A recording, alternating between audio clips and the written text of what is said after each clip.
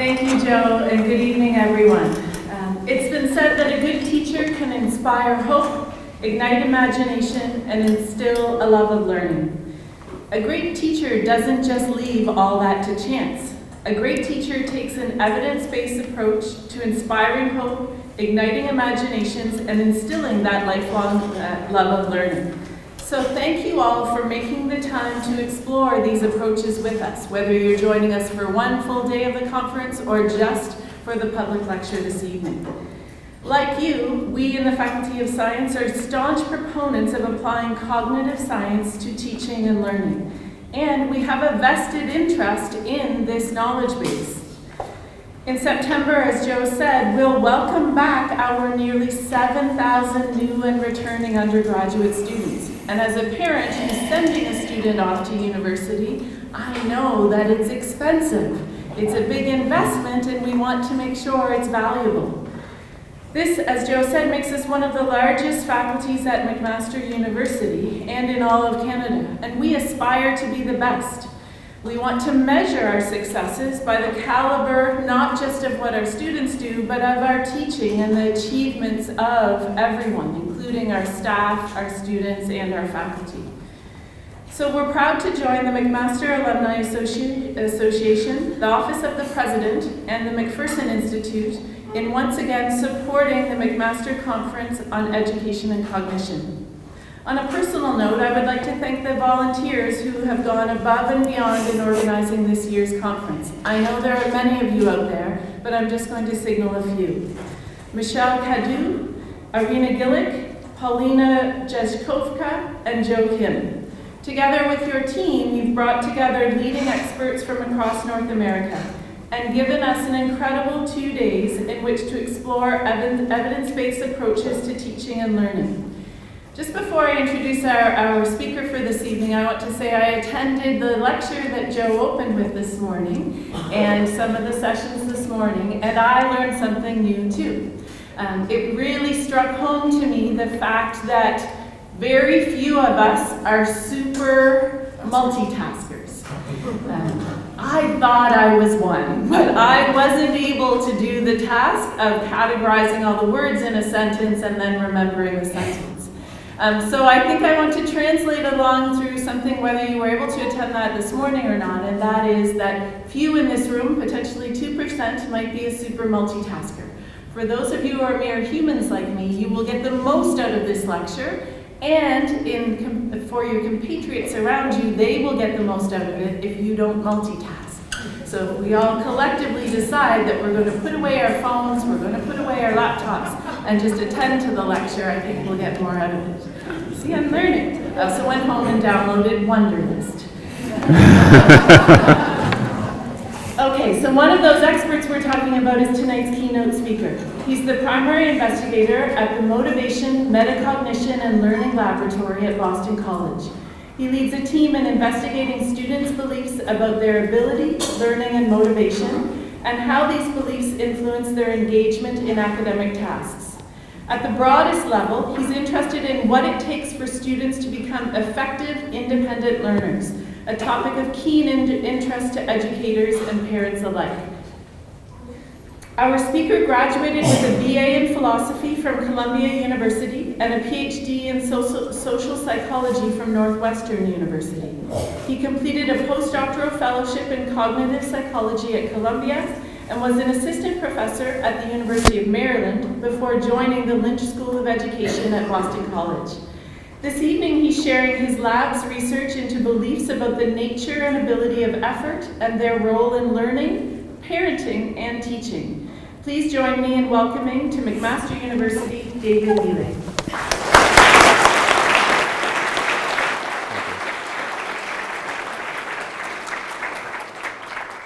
So it's great to be here this evening.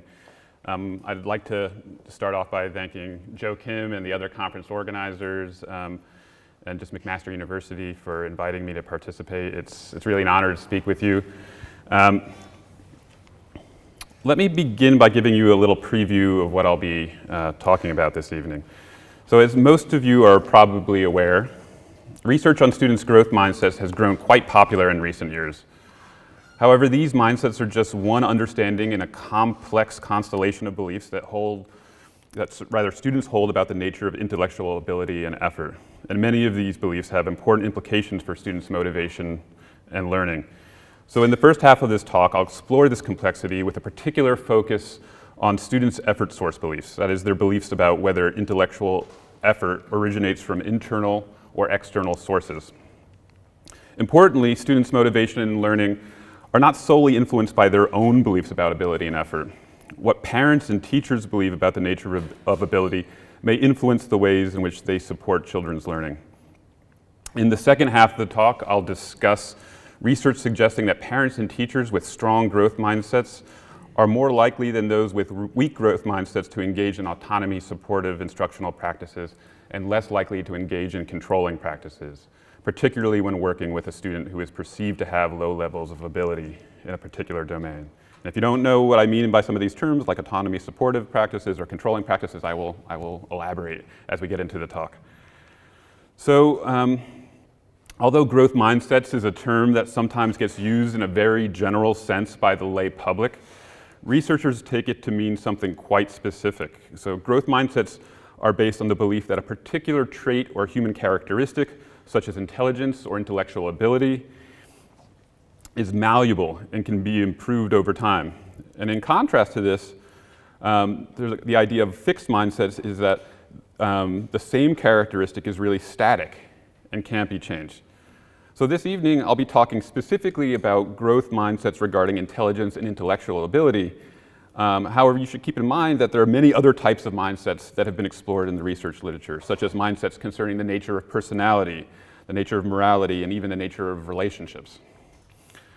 Although Carol Dweck and her colleagues have been researching growth mindsets since the 1980s, the concept really took off with educators and the public about 10 years ago with the publication of her popular press book titled Mindset. I'm not sure how many people here have actually read this book.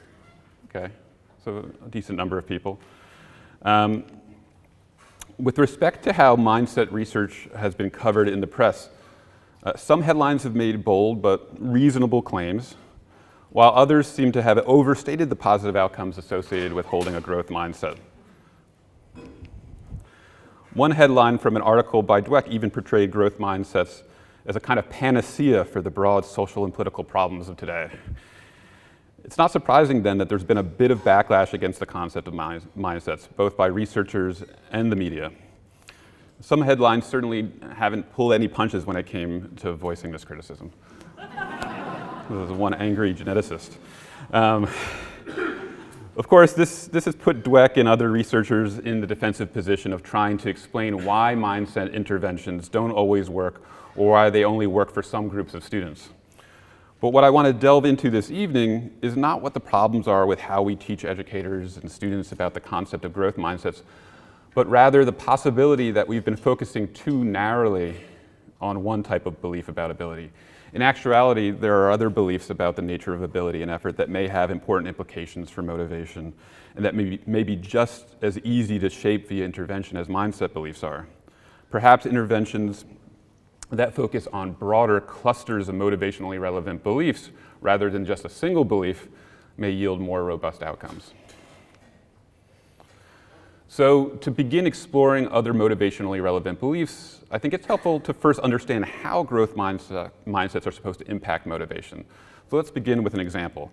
So just imagine that a girl and a boy are working on a challenging math assignment and that the boy finishes more quickly and it seems to expend less effort overall on the assignment. Now, if the girl happens to hold the fixed mindset belief that intellectual ability or intelligence is an innate capacity that can't be changed, she might think that the level of her ability is what dictated how much effort she needed to put into the task in order to succeed. And this belief might in turn lead her to infer that she took more time than the boy on the task because she has less math ability and she had to work harder. So this would be, we characterize this as an inverse relation from ability to effort. And if she repeatedly draws this conclusion, she might decide that she's not really capable of succeeding in math, and it's not worth working hard in math in the future. On the other hand, if the girl holds the growth mindset belief that intellectual ability can be improved, it's more likely that she thinks that her ability level was actually influenced by her effort on the task and not the other way around. And this might lead her to infer that by spending more time on the task, she actually did get more out of it than the boy and accumulated more competence in math than she had previously, which represents more of a positive relation from effort to ability. By drawing this conclusion, she may decide that it's worth investing more effort in math because she can expect to be successful at it if she works hard. Now, it's important to note that this is just one mechanism that's been posited to explain how mindsets influence student motivation, but it's an important one. Now, evidence for this mechanism comes from a number of studies, including a study by Dweck and her colleagues from about 20 years ago. At the beginning of the study, college-age participants were induced to hold either a growth or a fixed mindset temporarily. And then towards the end of the study, after a number of intervening tasks, including a separate feedback manipulation that's really not relevant in this case, participants read the following vignette about two students and had to say which student was more intelligent. So you can see the vignette up there. I'll just read it out loud. Students A and B ranked the first and the 10th in a class test, respectively. Student A was a diligent student. Every week he studied what was taught. Student B only studied before the test. Now, before I reveal the results, I'm just curious as to how all of you would respond. So by a show of hands, how many of you think that student A, the harder working student, is more intelligent? Okay. So I guess we have to ask the reverse question just for see how many abstainers we have. So how many of you think that student B is more intelligent? Okay, not that many more than student A, I guess, a little bit more. How many people are just, it's like, this is just way too little information? Okay. That wasn't an option, so. What the actual results of the study showed is that participants in the growth mindset condition were significantly more likely than those in the fixed mindset condition to say that the harder working student is smarter. So they were more likely to endorse a positive association between ability and effort. All right.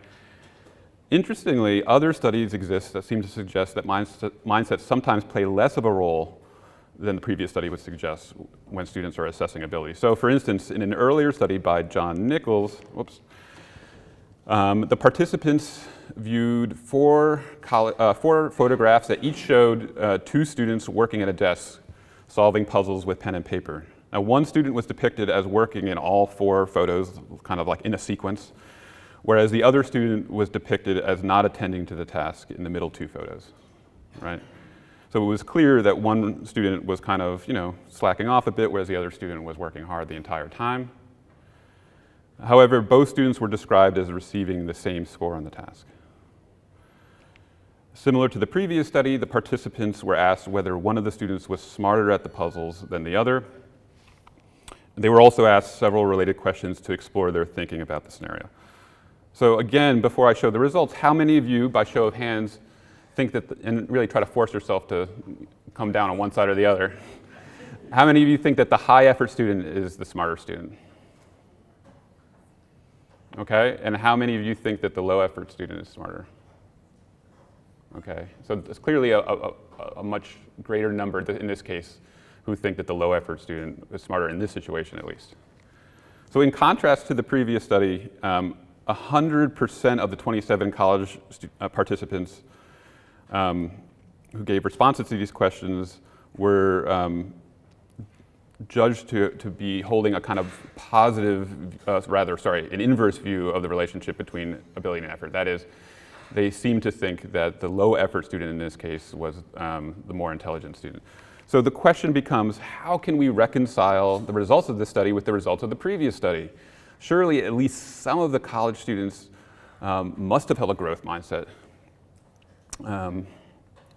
in the present study, but none of them seem to indicate that they viewed the more focused student as being smarter, right? So why is that? We know that in the previous study, there seemed to be an effect of growth mindsets. They didn't measure growth mindsets in this study, but we can infer that there must have been, we know what the distributions of mindsets look like, and there's always a big chunk of people who hold a growth mindset. So, why were the people who presumably held a growth mindset in this study not showing this divergent pattern of results?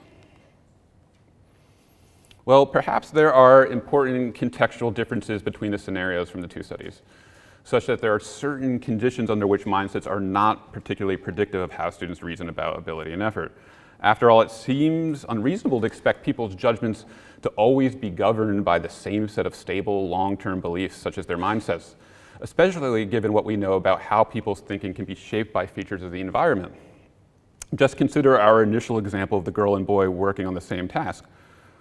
Although you might personally hold a growth mindset and generally believe that effort improves ability, you can at least imagine some circumstance in which you would perceive the harder working girl as having less ability, right? According to Nichols' theory of achievement motivation, one particularly salient cue that changes how we think about ability and the relation between ability and effort is social comparison information. So for example, information suggesting that a student's ability should be evaluated with respect to the ability of her peers.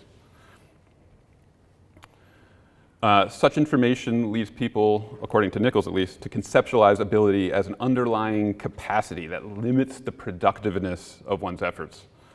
And people with a high capacity just don't need to work as hard to complete challenging tasks as people with a low capacity. But when social comparison information is absent, for example, when focusing on how a particular student has developed over time independently of how they're doing compared to other individuals, people sometimes adopt what he describes as a less differentiated conception of ability, whereby the amount one has learned, so for example, one's competence, mastery, or skill, is actually synonymous with ability. There's no reference to this underlying capacity, right? And in such cases, the harder one works, the more one learns and the more ability one has. So perhaps, irrespective of whether they held a fixed or growth mindset, participants in the previous study all temporarily adopted a conception of ability as capacity because of the salient social comparison information. But although this may be true, it raises a couple of problems. First, the scenario used in the Hong and Dweck study also included social comparison information, so why didn't all of the participants in that study believe the harder working student was less intelligent? And second, the conceptions of ability that Nichols talks about seem awfully similar to the mindsets posited by Dweck. But Nichols argues that these beliefs can change from moment to moment, whereas Dweck has shown that her measure of mindsets is fairly stable over time, right? So how can the same set of beliefs about ability be both stable and variable, right? So this is where some of the theoretical work that I've done with my former student, Katie Minks, who's now a professor at UT Austin, we've kind of tried to address these apparent inconsistencies by extending the framework initially developed by Nichols. Now, in this work, we argue that situational cues do not actually lead people to temporarily define ability in an entirely new way. Instead, people hold, according to us, a single complex conception of ability, and they focus on different aspects of this conception at different points in time. So according to this framework, the capacity component of ability is really the rate at which people learn or master a task. That is, it represents the amount of effort it takes for an individual to achieve a particular level of competence. So looking at this figure, capacity is depicted as the slopes of the lines that map effort onto competence, if that makes sense. Now imagine that there's a task that requires 10 units of skill or competence for its completion, right? If we focus on the different capacities of 3 different individuals, depicted here by these 3 different lines, we see that the person with the highest capacity can complete this task with the least amount of effort, which indicates an inverse relationship between ability and effort. But if we instead focus on how much skill or competence the individual attained by working on the task, we can see that each of them began the task with a relatively low level of competence, and by putting in a certain amount of effort, ended up with a high level of competence by the end, which would be a positive relationship between ability and effort. So that partially explains how the same individual can hold seemingly contradictory beliefs about ability at different points in time. And in fact, there is no contradiction because the individual holds a single conception of how ability works. And it's just that she sometimes focuses more on the competence aspect and sometimes focuses more on the capacity aspect of ability, depending on the context. But what about mindsets then? Are we arguing that everyone holds both a growth mindset and an entity mindset, but tends to privilege one over the other? Well, certainly this is possible, but that's not what we're claiming here. Instead, we propose that mindsets sometimes take the form of specific beliefs about the capacity element of ability, right? Whereas a student with a fixed mindset might believe that one's capacity or rate of learning can't change, a student with a growth mindset may instead believe that one's rate can gradually increase over longer periods of time as one develops a certain level of expertise in a domain. So what all of this suggests is that the way in which a student with a growth mindset reasons about effort and ability might depend on their frame of reference. If she perceives her effort as unfolding over a short period of time, for example, over a single problem-solving task, she may view this effort as the product of her current capacity. From this perspective, an advanced math student might still believe that she's less smart at math than other students who can complete challenging tasks and learn new material more quickly than she can. On the other hand, if the student perceives her effort as having unfolded over a longer period of time, for example, over the course of a semester, she may instead view the effort as having gradually improved her capacity for acquiring new skills or knowledge. From this perspective, the advanced student can appreciate how much smarter at math she is now compared to how smart she was when she was just a beginner. So importantly, this understanding of growth mindsets can potentially explain why mindset beliefs influence participants' judgments and respond to the Hong and Dweck scenario, but not in response to the Nichols scenario. Whereas the Hong scenario compared the effort of two students over the long term, the Nichols scenario compared their effort in the short term over the course of a single task. Right? So ultimately, what I think this might suggest is that when there are strong cues signaling competition between students at a particular moment in time, for example, on a new and challenging task that occurs during a single classroom period, a growth mindset might not be enough to get students to view effort as positively related to ability.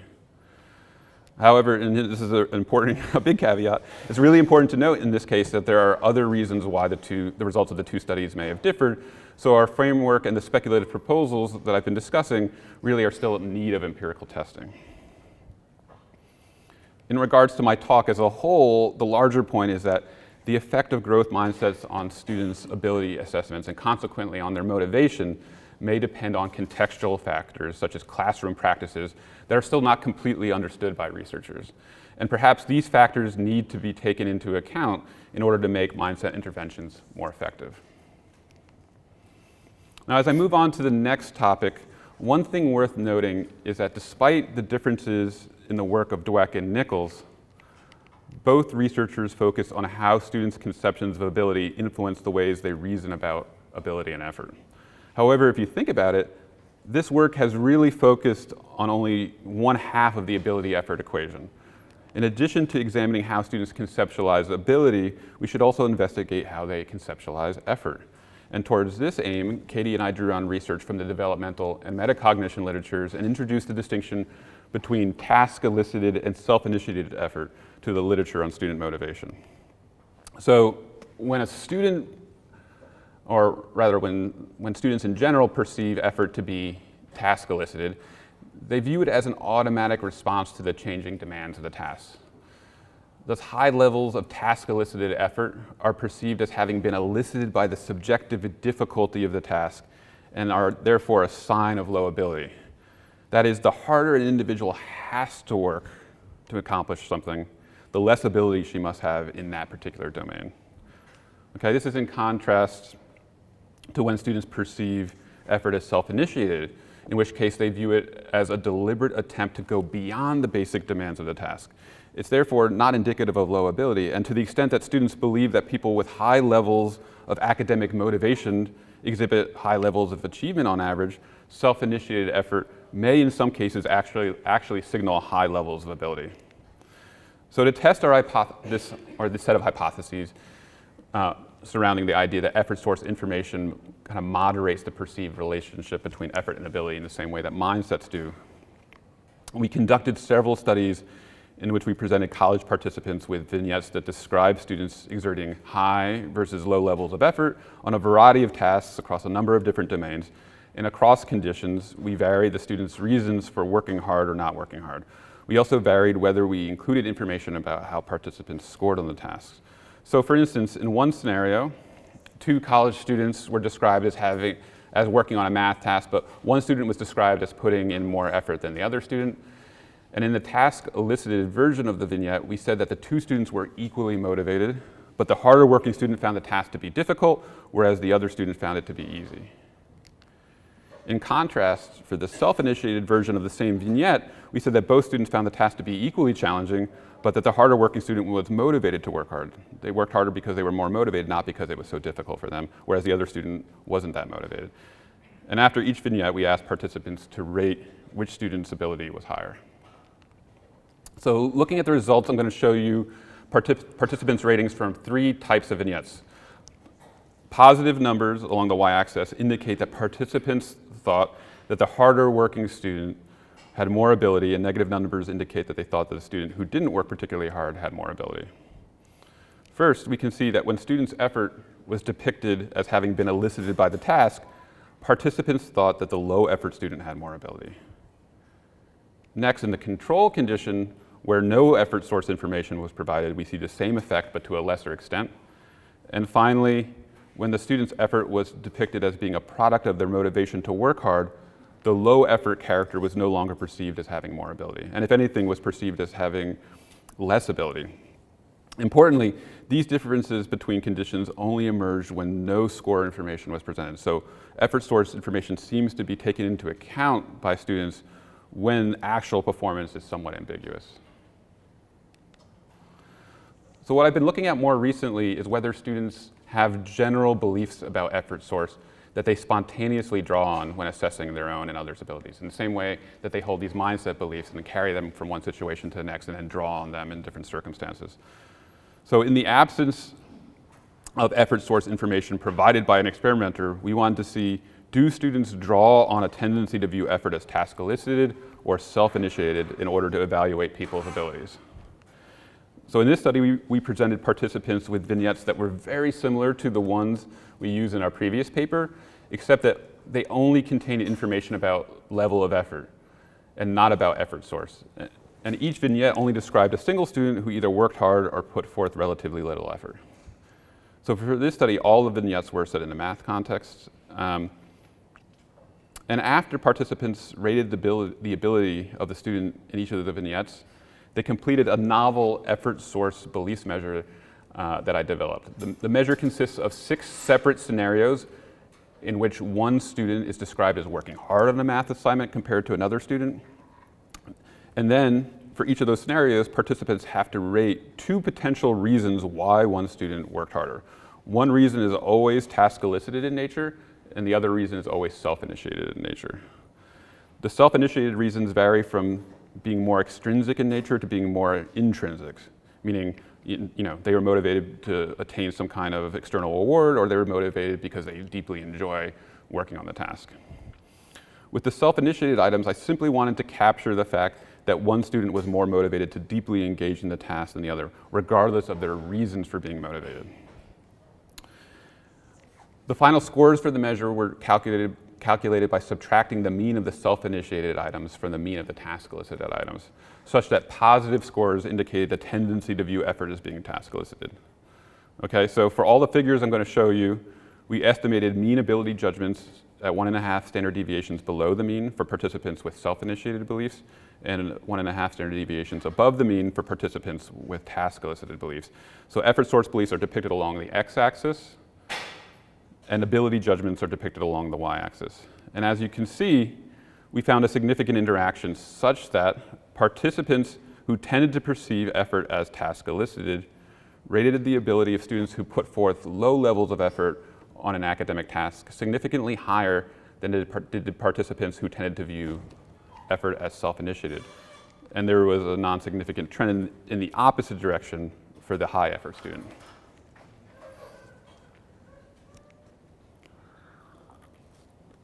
Somewhat surprisingly, we didn't find a significant correlation between effort source beliefs and growth mindsets. However, the complete lack of a correlation seems to be due in part to the fact that the effort source measure that we developed was domain specific, whereas the mindset measure wasn't. More importantly, when we entered effort source beliefs and growth mindsets into the same analysis, only effort source beliefs significantly predicted participants' judgments of ability. Okay, so there's this independent effect of effort source beliefs. For the second study in the paper, we attempted to replicate the effects of the previous study and to see if they generalized to self-judgments of ability rather than only focusing on judgments of other students' abilities. So in addition to administering the same vignettes and effort source measure from the previous study, we had participants complete self-focused versions of both instruments. Now looking at participants' ratings of other students' abilities, first we see the same pattern as in the previous study. And looking at their judgments of their own ability, we again see this interaction. So when imagining that they hadn't worked particularly hard, participants who tended to perceive their own effort as task elicited rated their own math ability a bit higher than did participants who tended to perceive their own effort as self-initiated. But when imagining that they had worked hard, there was a significant effect in the opposite direction. And in the last study of the paper, we followed the same procedure as in the first study, except we set all of the vignettes in an English writing context rather than a math problem-solving context. So here we actually see the same interaction, but it takes a slightly different form. So just as in the previous two studies, we saw that participants with task-elicited effort source beliefs rated the low-effort students' verbal ability higher than did participants with self-initiated beliefs, and the opposite for the high-effort student. So essentially, the simple effects, the slopes of the two different lines, are in the same direction as in the previous interaction, right? What did vary between the results of the present study and those of the previous two studies was the intercept of each effort source slope. That is, irrespective of their effort source beliefs, participants tended to view the harder working student as having less ability when it came to math, but as having more ability when it came to English writing. And this shift from a negative to a positive view of effort across contexts kind of makes sense given that math assignments typically consist of close-ended problems with students being rewarded for finding one right answer as quickly as possible, right? Whereas it's very different for English writing. With English writing assignments, typically they're more open-ended in nature, and students are rewarded for elaborating on their thoughts and demonstrating the depth of their knowledge over many pages. Anybody have to grade those kinds of papers? Next, I'd like to quickly show you some exploratory findings from the second study. Right at the very end of that study that I already talked about, we had participants complete some questionnaires that assessed a number of common motivational and self-regulatory variables. Before completing the questionnaires, participants were asked to think back to the most recent math class they were enrolled in so as to match the domain focus of the effort source measure. What I'll be focusing on here are the measures for which we found associations with participants' other-oriented effort source beliefs. And interestingly, these measures tended to be the same measures for which we found associations with their ability mindsets, even though effort source beliefs and ability mindsets, or rather growth mindsets, weren't related to each other. So these measures included their performance approach goals, right? This is the extent to which the students were concerned with performing well and demonstrating that they were smart. Their performance avoidance goals, the extent to which they were concerned with not performing poorly and not looking dumb. Their perceptions of help-seeking behavior as being a threat to their own self-concept or sense of self-worth. And their tendency to avoid engaging in help-seeking behaviors, okay? And effort source beliefs and growth mindsets independently for all four of these measures, rather, let me back up. So there was positive association with the other-oriented version of effort source, our effort source measure for all four of these measures, such that the more strongly participants endorsed task-elicited beliefs relative to self-initiated beliefs, the more performance-oriented and help-avoidant they were, right? These things are these kind of performance goals, particularly performance avoidance goals, right, tend to predict worse performance in classes for adolescents and college students. Note that in addition, when we entered effort source beliefs and growth mindsets into our analyses simultaneously, effort source beliefs were the stronger predictor of 3 out of the 4 motivational measures. Now, although these preliminary findings need to be followed up, what they tentatively suggest is that regardless of what kind of mindset students have, task-elicited beliefs might be less adaptive in certain academic contexts than self-initiated effort source beliefs. So just to sum up this portion of the talk, right? Effort source beliefs appear to shape students' perceptions of the relation between levels of effort and ability across multiple academic domains. Specifically, those participants who tended to perceive effort as task elicited, right, as being demanded by the task, rated the ability of students who put forth low levels of effort on an academic task significantly higher than participants who tended to perceive effort as something that derives from your kind of motivation to do really well, your self-initiated effort. And in addition, these effects were independent of the effects of participants' growth mindsets. And finally, we found some preliminary evidence that effort source beliefs predict important motivational outcomes. Okay, so in terms of future directions for this work, I hope to further explore domain-related differences in effort source beliefs and their outcomes. I also think it's really important to explore whether effort source beliefs shape students' perceptions of competence for more authentic academic tasks, and not just on these vignettes that we use for experimental control. Importantly, do effort source beliefs predict long-term differences in motivation and achievement? And if so, can these beliefs be manipulated? And are they amenable to intervention in the way that mindset beliefs are? Could they potentially be combined into a growth mindset intervention, right? So you simultaneously try to promote a growth mindset and more self-initiated effort source beliefs. So this brings me to the last part of my talk, which is, don't worry, shorter than the first part. What the research I presented in part one indicates, along with a whole lot of other research on mindsets that I didn't get to discuss, is that students' own beliefs about ability and effort influence their motivation and the ways they engage in academic tasks. But considering that students' task engagement is typically supported by adults, particularly when the students are young, it should also matter what the adults believe about students' abilities, as well as what they think about the nature of ability and intelligence more generally. So to begin with, let's think about some of the ways in which caregivers tend to support students.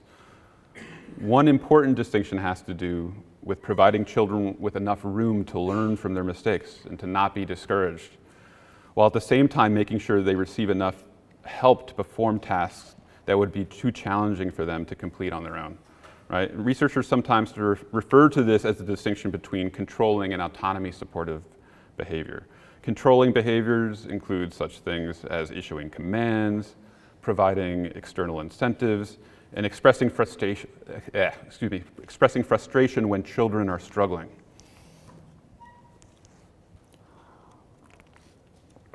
Whereas autonomy supportive behaviors involve encouraging children to explore, to solve problems independently, and to make their own decisions.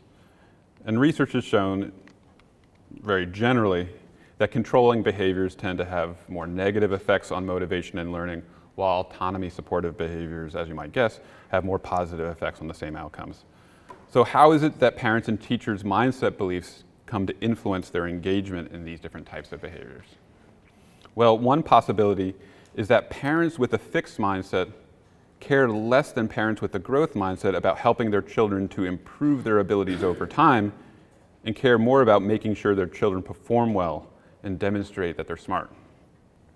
So for this reason, fixed mindset parents might be less likely than other parents to engage in autonomy supportive behaviors and more likely to engage in controlling behaviors. So to examine this possibility, we conducted a study that included over 80 parents who all had school-aged children. And in addition to measuring these parents' more general mindsets about the nature of ability, using the same scale as in our previous studies, we also measured their more specific beliefs about their children's math and verbal abilities, right? Because we created our own child-specific and domain-specific measure because we had the intuition that parents might think about their children's abilities differently from how they think of adults' abilities. Such that, and then if you think about how much people know these days about the idea of critical periods or sensitive periods, right? It makes sense that some parents would have the idea that children are still capable of improving in certain areas despite adults' abilities being somewhat fixed after a certain point, right? So we might want to measure their conception, their child-specific growth mindset conceptions separately than their more general conceptions.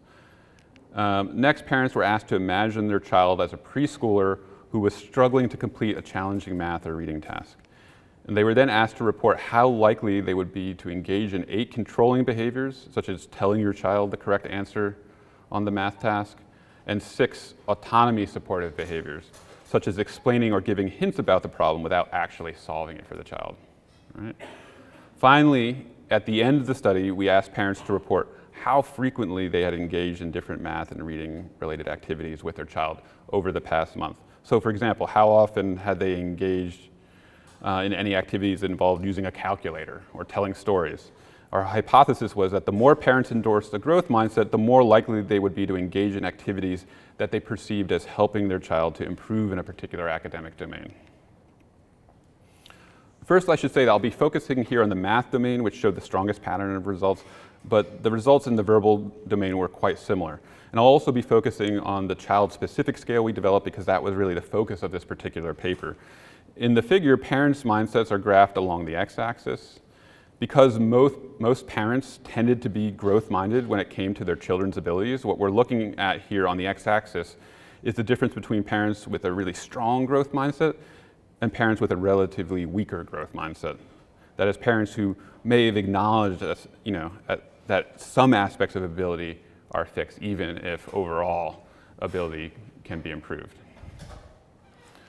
The first thing to notice about the results is that the parents reported being much more likely to engage in autonomy supportive rather than controlling behaviors overall, right? The difference between these two lines, that's a good thing. It's not really surprising. It could be partly demand characteristics because at least on the surface, autonomy supportive behaviors just sound much more positive, even in the way that they're worded, than the controlling behaviors. But more importantly, the results also show that the more growth-oriented the parents were, the more likely they were to engage in autonomy-supportive behaviors, and the less likely they were to report engaging in controlling behaviors. And we see a similar pattern of results when looking at how frequently parents had engaged in math-related activities with their child over the past month. Parents with a strong growth mindset reported engaging in math activities more frequently than parents with a weaker growth mindset, or even parents with a fixed mindset. So the last question I'll be addressing this evening is how beliefs about ability affect teachers' behaviors. So on the one hand, right, we might expect to find a similar pattern of results as in the previous study. However, one important difference is that in the classroom, right, teachers often interact with multiple children simultaneously. Therefore, we can examine the extent to which teachers treat all students the same within their classrooms. On the other hand, on the one hand, we might expect teachers with a growth mindset to treat low and high ability students the same, considering that they believe all students to be capable of improvement. Well, what about teachers with a fixed mindset? Well, perhaps these teachers are more likely to engage in controlling behavior with students they perceive to have low levels of innate ability because they don't really see these students as necessarily benefiting from more autonomy supportive behaviors, right? If you perceive a particular student in your classroom as just being not particularly talented in mathematics, and they'll always be kind of behind, they'll always be, one of the poorer students in your class, then how much effort do you want to really dedicate to trying to help that student improve, right? Because these autonomy supportive, practices can be somewhat effortful, right? They take more of your attention in some sense to actually scaffold a student to a higher level of performance, a higher level of mastery, right? What I think is particularly interesting question to address with this is that, it seems to touch on this idea of self-fulfilling prophecy effects that have been reported in the teacher education literature. That is, when teachers believe that a particular student has a lot of potential, they sometimes provide the student with opportunities for growth, and these opportunities may ultimately lead students to perform in a way that confirms the teacher's initial expectations for her, right? So this sometimes goes by the name of expectancy effects or the Pygmalion effect. The idea is you have two different students, right? You sometimes can even just kind of arbitrarily tell a teacher, well, we know that this student has more potential than that student. And by the end of the year, in some studies, not always consistently, but in some studies they found that the two students who are arbitrarily designated, unbeknownst to the teacher, as being low ability or high ability, actually end up being higher or lower in ability by the end of the year, right?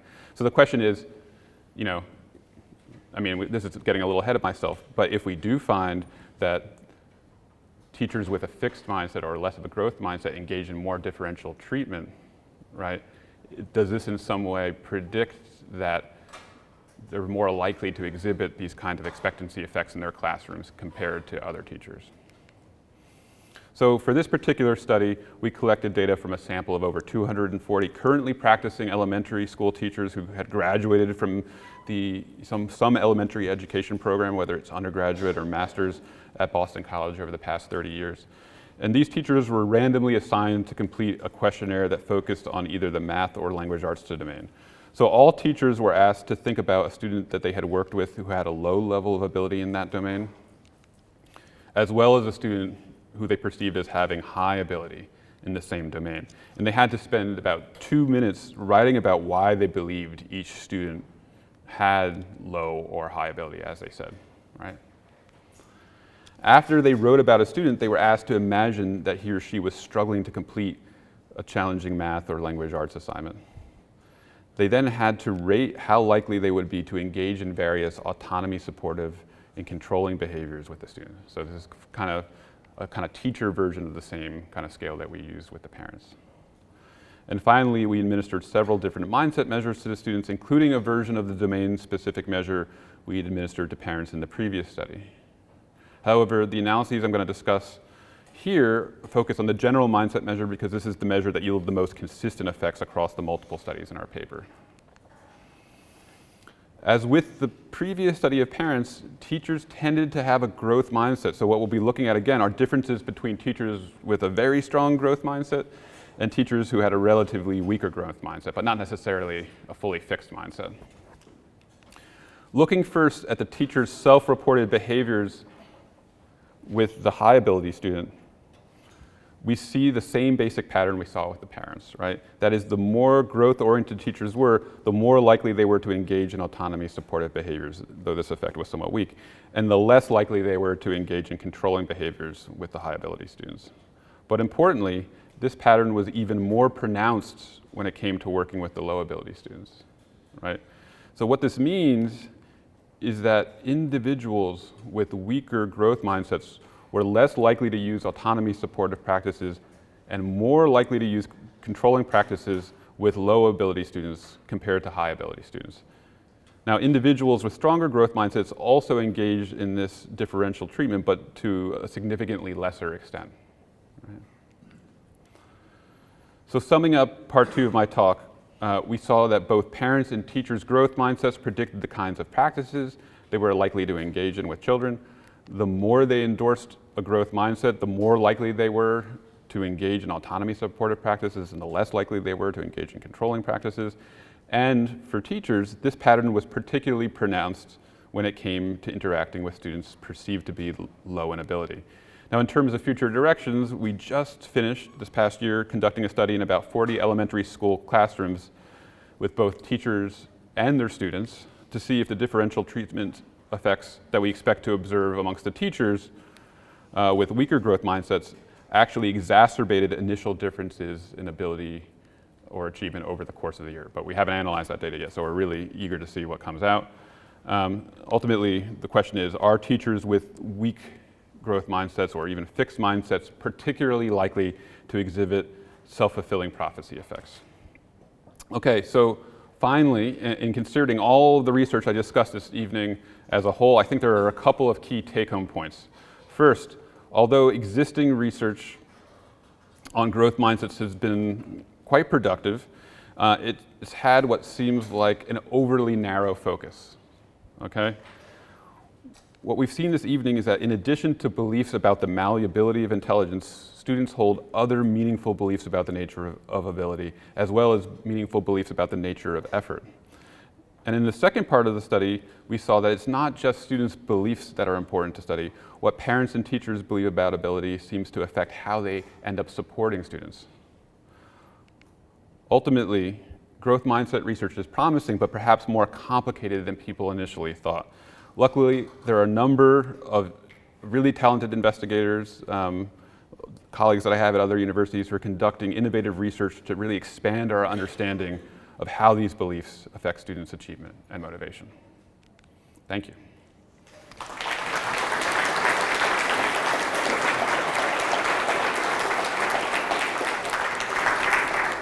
We have time for questions. If you'd like to ask a question, I'd ask you to just come up to this microphone here.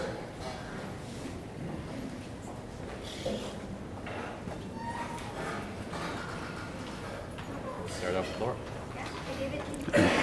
Yes, my question is about the teachers in the last study. Yeah. As they were writing out their paragraphs describing how they would distinguish the difference between a low and a high, I'm just curious what some of those things were. How were they describing the difference between those students? What are they looking for? I think it really varied. I think I have to go back and look at the open-ended responses, but I think, some of it is, just performance-wise, students, I imagine, not performing as well repeatedly on certain assignments, or just having, really just, even kind of more overt signs of struggle and frustration on the part of students, or just kind of to go back to this idea of capacity, like rate of learning, just being a little bit slower on the uptake.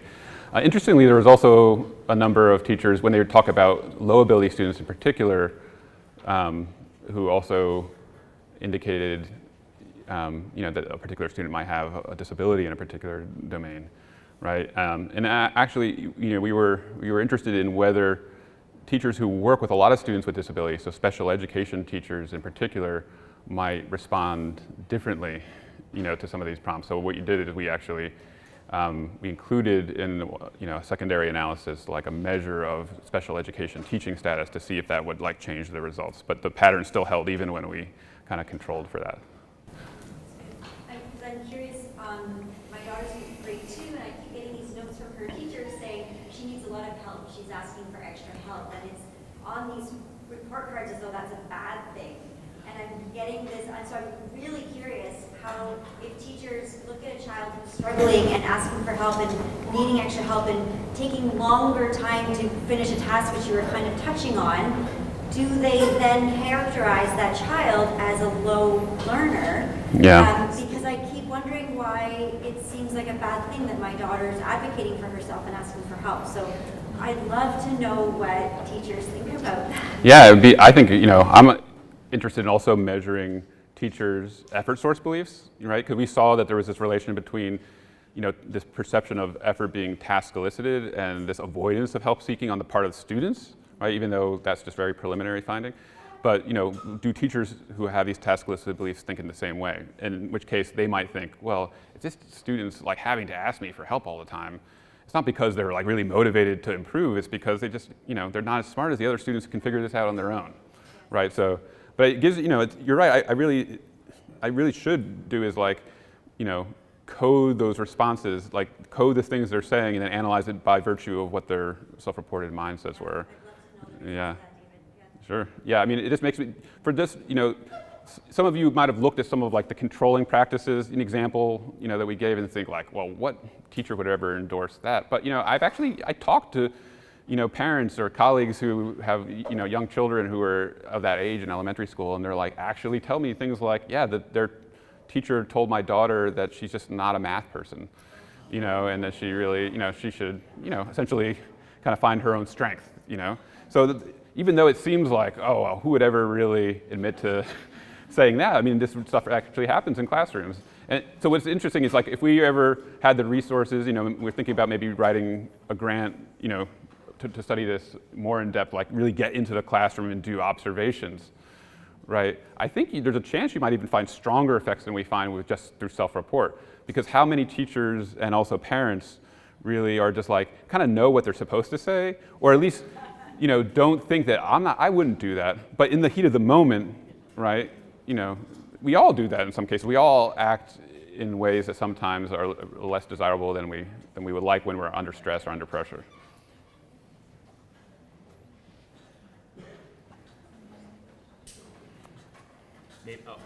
While we're waiting, I do have a question. So are there gender differences when you look at the learner and instructor or parent on growth or fixed mindsets? I'm not sure what the latest data says about gender differences, because what's interesting is that even over the time that I've been doing this research since I was a graduate student, just the distribution of fixed versus growth mindsets has changed, it seems to have changed quite dramatically, whereas you used to find a fairly even split. I think this work is so permeated into public discourse that you now see a much, like a skew much towards the side of the, not just in teachers, but also in students themselves. Like in our college samples, they're just reporting, growth mindsets much more frequently than fixed mindsets. So I don't know what the more recent data sets say about whether there are gender differences. But I think regardless of whether there are gender differences in what belief you hold, these holding a growth versus fixed mindset does affect how you deal with things like being stereotyped, right? There have been studies that have shown that having a growth mindset can help immunize you from the threat of being stereotyped, let's say as, poor learner in math because you're a woman, or just a poor learner in general because you're African American, right? That sometimes they've actually tried to, in a couple older studies, actually tried to develop interventions, and what they found, at least in those smaller samples, was that teaching some of these students who were at risk for experiencing stereotype threat helped to kind of immunize them from those perceived threats, right? Because imagine if the stereotype about you is that you're, people like you are less smart, right? And you believe that intelligence is fixed and there's nothing you can really do to change that. That's much more threatening than if you believe, well, but intelligence is it's developable. It's about how hard I work. It isn't about just how I was born. Then maybe it's perceived as less threatening. Some of your comments actually lead into a bit of my question. Sure. This sort of notion of growth mindset, would you view that as an individual construct or a more social construct? Or can it be both? So we may hold one set of beliefs about growth mindset when we're thinking of our own experience, and yet have a whole different set of beliefs when we're talking about a social situation and the effort of other students and other people. Oh yeah, like do we hold different beliefs with respect to my own ability versus? Well, and look at them as very different constructs in some ways. I'm reminded particularly doing a lot of work around student engagement and trying to understand and tease that apart. Is a student with poor engagement in their school, is that mostly their personality and their interaction with that school? Or can we say at some point when the majority of students in that school have poor student engagement that in fact a social construct within that school? Okay. So any thoughts and comments on I guess I'm trying to just make sure I understand you exactly. So, are you saying that people hold beliefs about more kind of attributions, to the extent to which they believe that students' abilities are a function of broader social factors versus genetic factors versus, or? I guess I think I'm asking, do you view that construct around self-efficacy as an individually held belief or as a socially constructed belief? Yeah, I do think, there is some interesting work on group efficacy and how people, I could point you to that, but the idea that, it's not only, how you perform isn't solely about how, you feel about your individual capabilities, but also how you feel efficacious as a member of a larger whole. So that gets to it a little bit, but I think also, I think what you're suggesting is, is the efficacy something that is partly shaped by the broader social context? What I'm just saying is that we may be able to simultaneously hold two different views of growth mindset, one that applies to ourselves and one applies to the world around us. Yeah. Because we do that in lots of other things as well, too. Yeah, no, I do, okay, I see what you're saying. And I think that the kind of general, more broader social psych kind of literature would suggest that we apply different standards, to ourselves than we do to other people. So yeah, I would certainly think that is possible, and I think, there's some interest. I'm not sure if this is directly related, but there is some really interesting work that's just been coming out in the last year or so about not just about what the mindsets that students hold for themselves, but the mindsets that they perceive their instructors to have, right? And if they perceive their instructor to have more of a fixed mindset, then they find that demotivating and disengaging, and it undermines their sense of belonging. Yeah. I think the question is actually very much opposed to the questions similar to the previous person. Now, I'm kind of curious, particularly from the perspective of family and parents. I'm curious about whether the parents' perception of achievement and success, whether that would affect their mindset and their controlling behavior. And also from that perspective, parents' perception, the possibility of gaining success, whether that would also affect their perception. And from that perspective, whether socio-economic class would affect that. So therefore, the growth mindset versus the fixed mindset also have a socio-economic construct associated with it. Yeah, okay, so a couple of parts there. I'll take the last part first. So there was a study done a few years ago by Dweck and some colleagues where they were able to insert a growth mindset question into a survey that nearly all the 10th graders in a South American country, I forget, I wanted to say it was Chile, but I'm not sure. But basically they got like 60% of all the 10th graders in the entire country, so they were able to have, like, really look at things like how mindsets vary across a nationally representative demographic, sample, and they did find, that in that country at least, right, and I don't think it works the same in all countries, students with students who came from lower SES backgrounds had more of a fixed mindset. Yet, they were the ones who would ironically have most benefited from having a growth mindset. Yeah, so clearly, yes, there are social factors at play in terms of like how people are socialized in different cultures and in different communities within a culture seem to play an important role in what kinds of mindsets people manifest on average. And in terms of what those mechanisms look like, I mean, I think initially some researchers thought, well, really it should be this kind of direct transmission of mindsets on the part of parents to mindsets of their children, right? Like if you are a fixed mindset parent, or if you have two fixed mindset parents at home, then you should end up with a kind of fixed mindset child.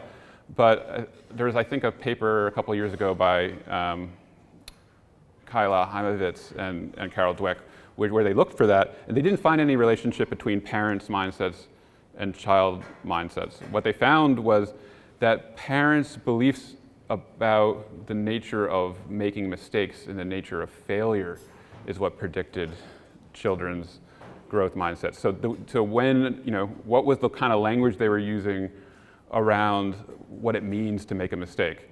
Were they conveying to the child that this is something to be kind of avoided at all costs, right? Or were they conveying to the child that this is an opportunity for growth, right? And that was what was predictive.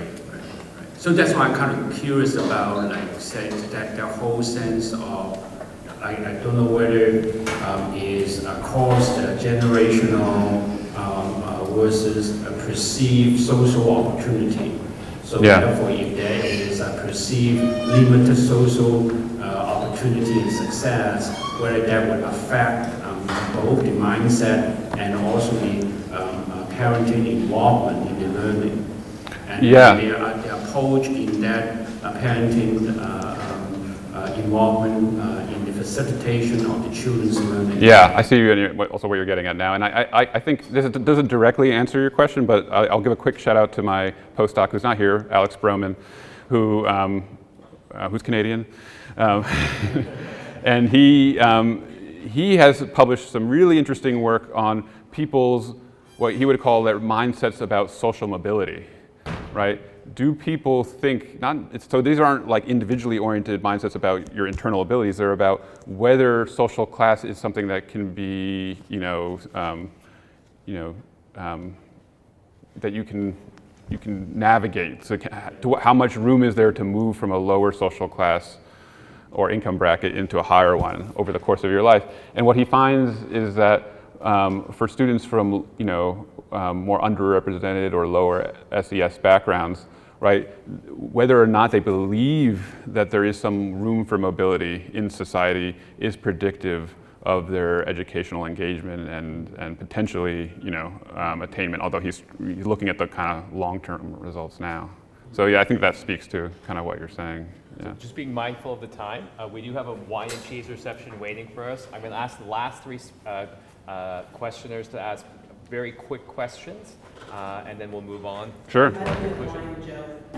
Yeah, and I'm happy to answer questions at the reception too. I think mine's relatively quick. Yeah. So a bit of a methodology question. So I love how you've teased apart the amount of effort and the where it comes from. But have you tried to tease apart the affective component from that? So if you are internally motivated, it might be because you find the activity rewarding in and of itself. Yeah. Or you might feel like you should be doing it, but it sucks the entire time. Yeah. When people have different perceptions of intelligence or motivation or any of the things that you're measuring based on how much someone is enjoying it. So they spend very little time doing it, but it was super fun. Yeah. Or they spend a long time and it sucked. Is that different from the opposite combination? I think that's a really important question that we need to follow up on. I tried to control for that as much as possible in the measure that I developed, so that by making all the self-initiated items variable in terms of what types of underlying motivations they were tapping into. So I didn't just choose all self-initiated reasons that were all about extrinsic incentives or all about more intrinsic motivation and enjoyment. It kind of varied a number of different reasons, and they hung together relatively well.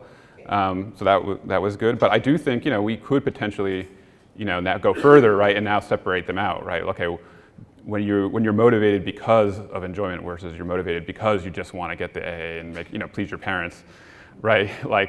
How does that predict how you interpret Or how you're perceived. Yes, exactly. No, that's a great question. Thanks.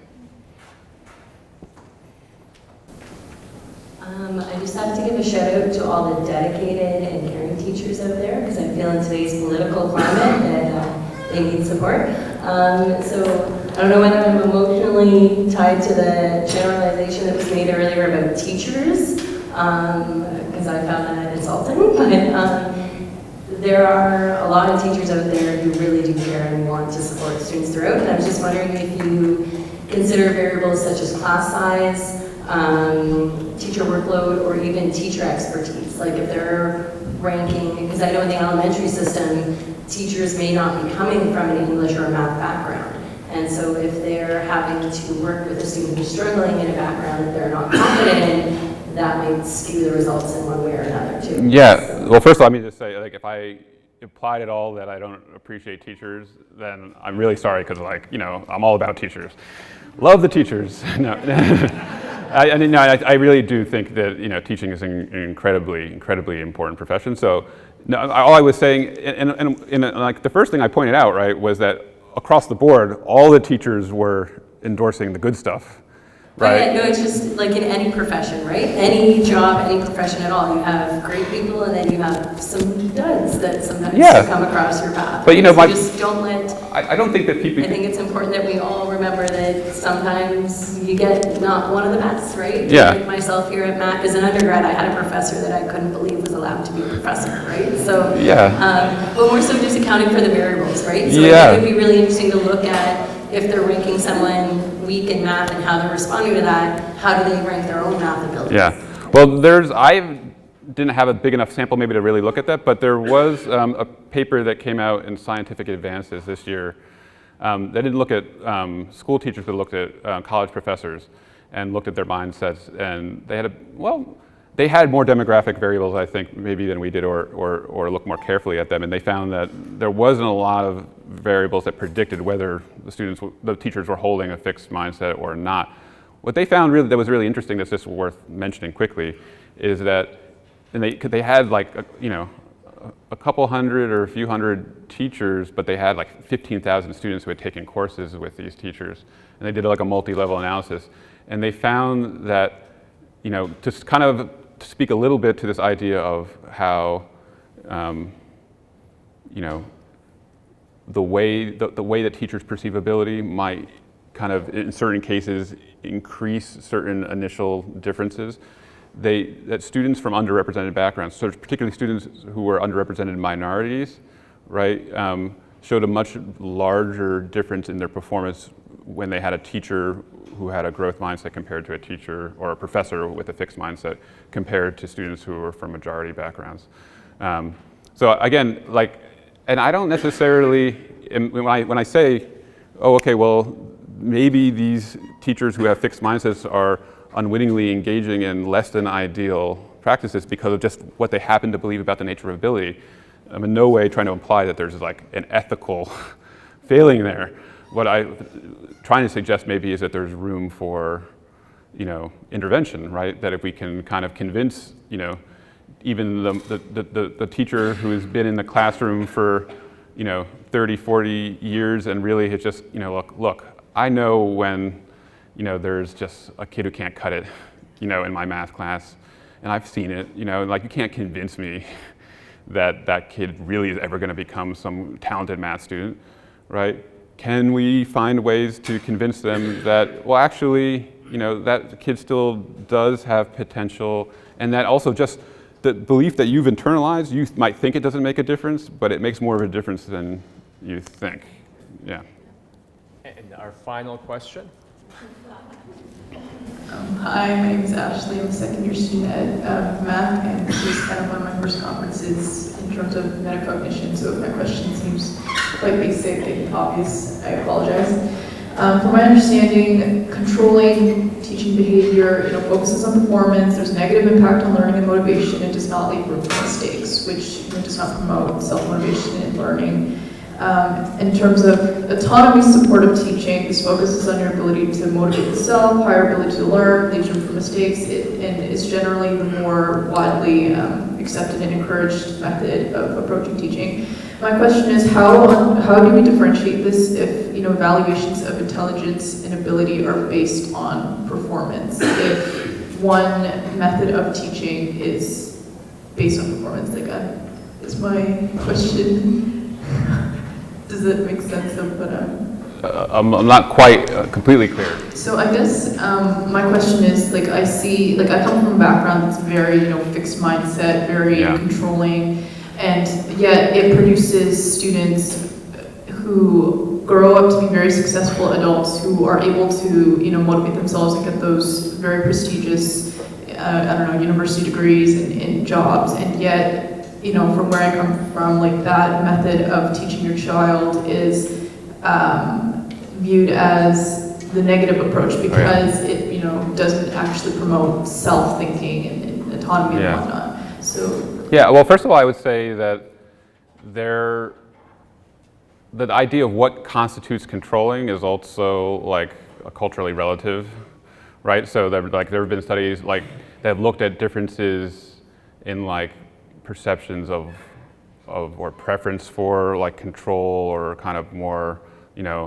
autonomy in, let's say, a Western culture like the US or Canada and an Eastern culture like China, let's say, or Japan. And I think the assumption was always that when the first time they started doing those studies in a different culture, they were like, why do these students seem to actually do well under conditions of control and prefer it? And it was like, well, no, they do not necessarily perceive themselves as being controlled. What they see as experience as autonomous, they are autonomously ceding a certain amount of control to the parent or the instructor, right? Being a good parent, a good child, right, or a good sibling or whatever it is. If you come from a very interdependent, more communal culture, might be experienced by those students as more autonomously. So I guess the question, I think sometimes just what do we mean by what constitutes controlling and too performance oriented is relative. so that's one answer. The other answer is that I think you're right. I don't think that in all cases like controlling behavior is bad. And I think, you know, I know we have a lot of teachers here, but there are some cases where you need to be controlling with students, which is why, you know, the question you could ask is, like, remember I said that even the teachers with a strong growth mindset engaged in some differentiation between the students they perceived as low versus high in ability in terms of how they use these practices. And so, you know, I'm not necessarily jumping to the conclusion that those teachers are also doing something bad, but maybe just that's, you know, those are the kind of structural demands of working with, you know, a big group of students where some students are, you know, need to kind of like really, you know, need a little bit more structure, need a little more control, need a little, you know, little push in certain cases, aren't ready for the kind of level of autonomy support that you might provide other students. So I guess like I, for the purposes of the talk, I oversimplified things, and I think you're right to point out that there's kind of more variability in terms of the efficacy of these different kinds of practices than I portrayed. So just very, very brief follow-up question. Like, in terms of the study that you conducted, do you think that if you conducted it somewhere else, like in China, for example, and the participants were of that culture, do you think that your results would be different? I think they would be in some ways. I mean, whether or not the main results would still hold, but like I think, you know, the mean levels of like controlling versus autonomous behaviors certainly would be different. I don't think you would see maybe as much of a gap, you know, whereas like, you know, all the teachers are saying these things are really good and these things aren't so good. I would never do these things. I think maybe in certain cultures they would say, yeah, of course I would do some of these things. You know, they either because they believe, you know, that under certain conditions that they're good, or there isn't a certain kind of stigma attached to them. Yeah. Thank you, David, for giving us a lot of food for thought, inspiring such thoughtful questions. I know Michelle's outside saying right now, thinking I'm such a weak moderator when it comes to time. I prefer to think of it when it comes to time constraints that Michelle has a very fixed mindset about time. I have somewhat of a growth mindset about time. I now invite you to continue our discussion outside where we have some wine and cheese waiting for you. Please join me in thanking David Miele.